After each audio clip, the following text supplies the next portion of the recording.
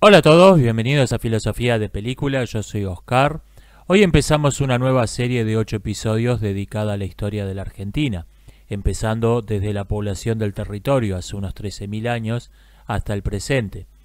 Necesariamente, el que mucho abarca poco aprieta, vamos a tener que pasar muy por arriba de los hechos históricos al abarcar un periodo tan amplio en un tiempo reducido.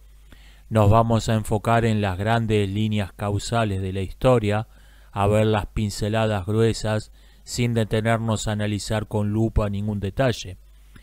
Las fuentes principales que voy a usar van a ser Política Británica en el Río de la Plata, de Raúl Scarabini Ortiz, y su larga nota a pie de página, Historia de los ferrocarriles argentinos, y los 2 tomos de Argentina y los Estados Unidos de Harold Peterson, complementados con un montón de fuentes menores que creo que para los propósitos de un video divulgativo como este no tiene sentido enumerar en detalle. Espero que les resulte interesante, espero que les resulte educativa. Nos estamos viendo. El territorio ocupado hoy por la República Argentina fue uno de los últimos lugares del mundo en ser poblado, al menos de los últimos lugares razonablemente habitables. Hay consenso en que el grueso de la población aborigen desciende de asiáticos que cruzaron a la península de Alaska durante la última glaciación. Las fechas exactas en que ocurrió esto son dudosas, pero se sabe que hace como mínimo 15.000 años ya había gente en América, y hace unos 13.000 años habían llegado al Cono Sur. Hay también evidencias que apuntan a migraciones secundarias africanas y polinesias, pero si esas migraciones existieron, fueron de muy poca importancia, tanto biológica como culturalmente. Las civilizaciones más importantes de Sudamérica se desarrollaron en la región andina, en la meseta del altiplano. Al estar esas civilizaciones bastante aisladas del resto del mundo, el Paraná, el Uruguay o el Orinoco no representaban un medio de comercio comparable a los grandes ríos de Eurasia. La región de la Pampa es más fértil que el altiplano, pero también más difícil de defender de las bandas de saqueadores nómadas, que fueron un problema hasta para los colonos europeos, quienes estaban equipados con caballos y armas de fuego. Y el Amazonas es demasiado fértil. Cada metro cuadrado habitable tiene que ser desmalezado con hacha y machetes. La selva también vuelve difícil establecer puestos de vigilancia, favoreciendo las emboscadas y ataques por sorpresa, dificultando el comercio y los desplazamientos en general. Los muros defensivos tampoco son de mucha utilidad cuando está rodeado de árboles de 20 metros. Surgieron ahí algunas culturas más o menos sofisticadas que algunos historiadores generosos quieren llamar civilizaciones, pero las únicas civilizaciones en serio estaban en el altiplano. Los conquistadores españoles se encontraron con un imperio quichua debilitado por una guerra civil muy sangrienta y sobre todo por la gran peste americana, la cual, aunque se supone originaria del Viejo Mundo, llegó a Sudamérica antes que los europeos. Tras una conquista relativamente fácil del imperio, empezaron a enviar exploradores y colonizadores por todo el continente. Al sur se encontraron con un escollo muy importante, los araucanos, una etnia que habían sido ocasionalmente mercenarios de los quichuas y ocasionalmente los habían combatido, y después hicieron lo mismo con los españoles. De a ratos se enrolaron como mercenarios para esto y de a ratos los combatieron. Los araucanos tomaron de los españoles primero el caballo y después los perros del combate. Se supone que el caballo lo obtuvieron de los caídos en combate y los perros se los dieron los mismos españoles gracias a una estratagema, un engaño. En 1536, Pedro de Mendoza fundó la ciudad y puerto de Buenos Aires, pero la expedición fue un completo desastre. Los nativos no tenían intenciones de comerciar con los forasteros y no tenían luchas entre ellos que los capitanes españoles pudieran aprovechar en su beneficio con su típica estrategia de divide y reina. Al poco tiempo estaban sitiados por tierra. Durante el asedio de la primera Buenos Aires, Mendoza ordenó colgar a 3 hombres acusados de canibalismo, pero durante la noche Los cuerpos de los ahorcados fueron a su vez canibalizados, que es lo que muestra este grabado de la época. La expedición abandonó el fuerte y dejó una pequeña fuerza en la costa. Subió el Paraná y fundó varios pueblos que después fueron abandonados. Finalmente entraron en contacto con los guaraníes y con estos sí lograron entenderse. Fundaron Asunción y formaron una red de alianzas con los caciques locales. De hecho, se entendieron demasiado bien con los guaraníes. Los españoles adoptaron las costumbres locales hasta el punto en que el rey los vio como traidores y herejes en potencia y envió una nueva expedición a poner orden. Los documentos son vagos y poco específicos, pero parece haber sido el punto más conflictivo que los españoles habían vuelto polígamos en Asunción. Si bien no se casaban con sus esposas por el rito católico, los que los salvó de la acusación de herejía. La Inquisición consideró que esas mujeres eran meras amantes. Puesto orden en Asunción, se retomó el proyecto original de fundar una ciudad en la desembocadura del Paraná y el Uruguay, y se eligió la costa norte del Río de la Plata como el mejor lugar. Pero los charrúa no estuvieron de acuerdo, por así decirlo, así que Buenos Aires se tuvo que fundar en la costa sur en 1580. La Confederación Charrúa era una alianza militar formada por todas las tribus de la costa del Río de la Plata. Aunque hoy el gentilicio charrúa se usa a veces como sinónimo de uruguayo, lo cierto es que los charrúas poblaban ambas márgenes del río. La Confederación se había formado décadas antes para defenderse de las expediciones de saqueo de los guaraníes. Los españoles eran para los charrúas solamente unos nuevos rompepelotas que habían venido a piratear. No les inspiraron curiosidad, ni admiración, ni temores supersticiosos.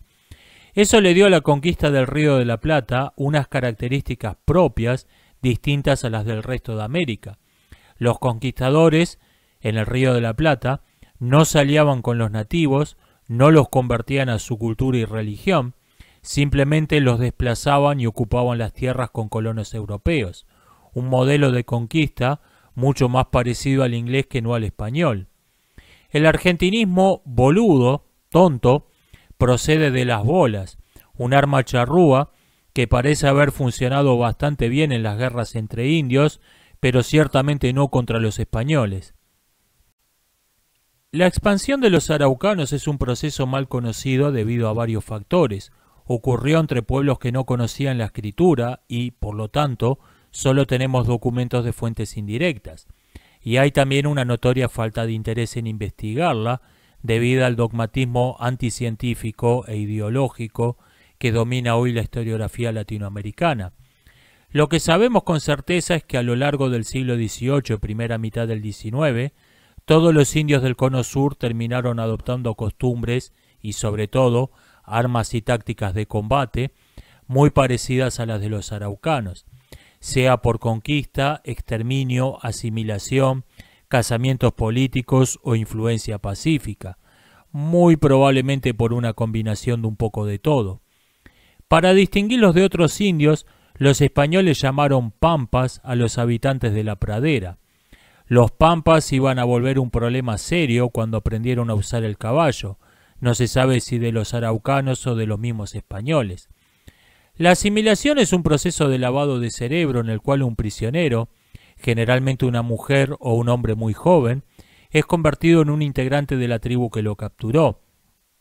Teniéndolo meses en un estado permanente de miedo, hambre, castigos físicos brutales, humillaciones y abusos sexuales, interrumpido por ocasionales muestras de aprobación y afecto, cuando demuestra estar adoptando las costumbres de la tribu y acostumbrándose a su nuevo estilo de vida.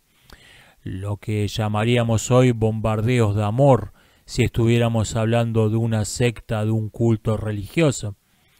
Entre todos los indios del Cono Sur, la asimilación era una práctica tan extendida que hasta ocupa un rol central en el mito pampa de la creación. Una vez completado el proceso de asimilación, el lavado de cerebro es virtualmente irreversible.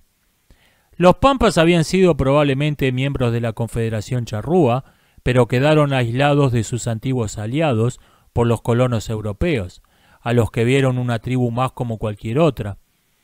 Como estaba prohibido por las leyes de Indias reducir a esclavitud a los nativos, exceptuando a los caníbales, los españoles y otros colonos europeos les compraban esclavos a los indios, habiendo por todo el continente largas rutas de comercio esclavista que existían desde mucho antes de la conquista, y sobre la que la corona no tenía ningún control. En el siglo XVIII, el trueque de mujeres por caballo parece haber sido un negocio muy extendido por todo el continente. Esa ruta de comercio en algún punto se empalmaron con la de comercio esclavista de ultramar. Este es otro hecho mal documentado por involucrar a criminales que sí conocían la escritura, pero que no tenían ningún interés en dejar registro de sus actividades. Y para colmo existe una marcada voluntad de no investigar este hecho histórico, porque es considerado contraproducente para el discurso ideológico que se quiere hacer pasar por historia en las universidades. Todo lo que se puede decir a ciencia cierta del tema es que eso ocurrió. El tráfico de esclavos de ultramar se empalmó con la ruta de comercio esclavista de América, con total independencia de las autoridades coloniales y hasta en contra de la voluntad de éstas. Los europeos introdujeron la práctica de pagar rescate para recuperar a sus cautivas, costumbre desconocida previamente, pero que parece haber sido adoptada después entre los mismos indios en sus tratos entre ellos. Los colonos comerciaban legalmente con los indios, estando prohibido solo venderles armas y caballos, y, como no había ningún reconocimiento oficial entre ambos grupos, intercambiaban regularmente expediciones de saqueo o de castigo. Alguien describió esta situación extraña y ambigua entre los colonos europeos y los pampas como convivir en guerra. A mediados del siglo XVIII habían unas 15 ciudades españolas que nominalmente pertenecían al virreinato del Perú, pero que estaban en territorios que nunca había controlado el imperio quichua. Para gobernarlas mejor, la corona creó en 1776 el virreinato del Río de la Plata, el último y de vida más corta. Duró menos de 40 años. En algunas de esas ciudades, a su vez, el gobierno del virreinato era más bien nominal que no verdadero, muy especialmente sobre Asunción y Córdoba. Asunción estaba demasiado lejos y tenía una economía propia relativamente próspera. Y Córdoba era una ciudad fundada antes que Buenos Aires, más rica y mejor organizada. Su élite simplemente estaba ofendida por no haber sido elegida como la capital del virreinato, y quizá tenían un poco de razón. El sistema de castas del virreinato era similar al del resto del continente. La población se dividía entre peninsulares y criollos, quienes teóricamente eran iguales ante la ley, pero unos eran más iguales que otros, a los que se sumaban los gauchos o mestizos y los indios. Había también esclavos, aunque en número menor que en otras regiones. Dada la dificultad extrema de administrar un territorio tan enorme y tan poco poblado, se sancionó una ley de pasaportes internos que prohibía a los indios mudarse de una ciudad a otra. Esa ley, lejos de solucionar el problema, provocó una falsificación masiva de documentos. Los indios hacían pasar por gauchos y los gauchos por criollos. A principios del siglo XIX, prácticamente no quedaban indios legalmente reconocidos como tales en todo el virreinato. Una característica interesante del sistema de castas español es que no estaba fundamentado en una teoría religiosa, como el dogma calvinista de la predestinación en el Imperio inglés, ni en una teoría pseudocientífica, como la teoría racial en Francia, sino que era maquiavelismo puro y duro. Esto a la larga demostró ser un punto débil, porque allí donde el sistema de segregación oficial no podía ser impuesto por la fuerza, nadie se lo tomaba tampoco en serio. En 1777, la firma de un tratado de paz entre España y Portugal había dejado toda la banda oriental del río Uruguay dentro del territorio español. La expansión portuguesa, razón principal por la que se había creado el virreinato en primer lugar, ya no era vista como un problema tan urgente.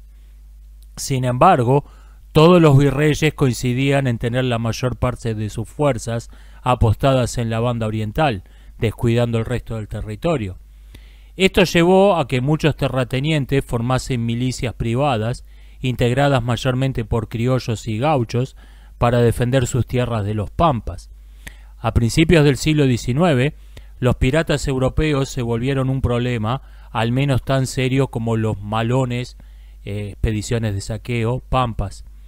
Por eso, en 1804, el virrey creó una fuerza de intervención rápida, integrada por criollos y comandada por el abogado Manuel Belgrano, que esta vez era una fuerza regularmente reconocida, no un grupo de paramilitares pagados por un terrateniente. Belgrano dice que aceptó el cargo, cito, como para tener un traje más que ponerme, cierro cita. Nadie se dio cuenta en ese momento de la importancia que iba a tener esa milicia secundaria, integrada por civiles que se reunían a entrenar una vez por semana los sábados.